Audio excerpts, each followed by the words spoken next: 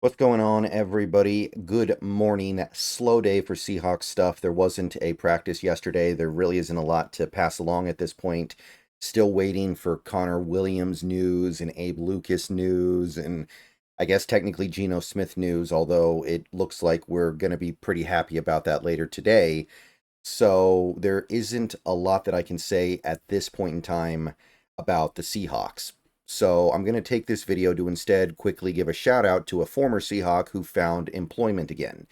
Took a long time. We got into August before this guy found a job, but Quandre Diggs found a home in Tennessee. And if that sounds familiar, it's because Jamal Adams found a home at the same place a few weeks ago. So the Tennessee Titans are bringing the band back together, just in a different city in a different uniform. So that's interesting, right? And I don't know how much either guy is going to play. Obviously, neither guy is making so much money that they're obligated to play them. But Quandre Diggs, at the very least, probably assumes he's going to be doing some stuff because they did give him, I mean, it's a 1-year deal worth $3 million with $2 million in various incentives. So that's not vet min, that's not nothing.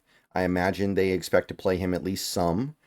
And Jamal Adams, I don't know exactly what the plan is with him, but I imagine they're planning to play him some as well. So they both found homes. And Diggs in particular, I mean, that's a little bit different than Jamal Adams, right? Adams never really lived up to the hype. Diggs, he he surpassed the hype. We got a very, very cheap price on trading for Quandre Diggs 5 years ago. He came into Seattle and was immediately a big upgrade over what we had before, and he was a really good player for us for a few years. Um, he broke his leg at the end of 2021, and after that he wasn't quite the same. We know. I mean, it's definitely the case. He was overpaid these last 2 years relative to what we got out of the deal. Sure, but still a good player, still had a good career as a Seahawk, and still a player that I appreciate. I appreciate his time here. I appreciate the trade that made him a Seahawk, and I appreciate the games that he played for us. He was a all-around really good player. I know that there were some people who even to the final game he played as a Seahawk at the end of last season continued to believe he was an excellent player. I don't, but I know that there were some people out there who still thought he was really good and worth the money even at the very end there. So, Quandre Diggs, congratulations. If I was to try to say anything beyond that, I do again have to go back to that that thought I had about how these were guys, and by these guys I mean Jamal Adams and Quandre Diggs. These were guys that the Seahawks were paying top dollar for. Jamal Adams signed a record-breaking deal at the time for a safety. Quandre Diggs gets almost $40 million on a 3-year deal.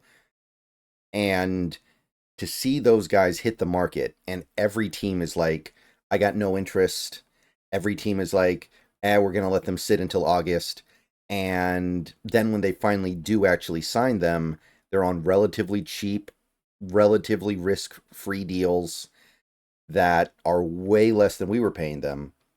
It does really highlight the fact that we were making some pretty big mistakes under that previous regime. And I know the regime is still kind of here because Schneider's here, but Quandre Diggs was a guy that we knew he was hurt, right? We knew he had the broken leg when we gave him the $40 million deal or $39 million deal.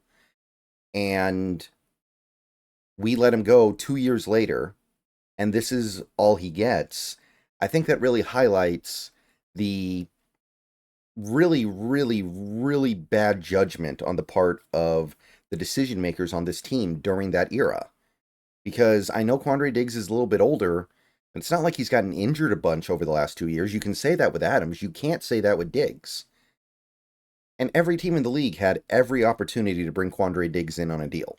So the fact that the whole league looks at a guy like Diggs and says, we don't really think much of you, it's really puts the previous regime and their thought processes in a bit of a negative light, I think. So I'm not going to forget that part of it, but congrats, Quandre Diggs. We'll see you in the joint practices, and we'll see you in the preseason.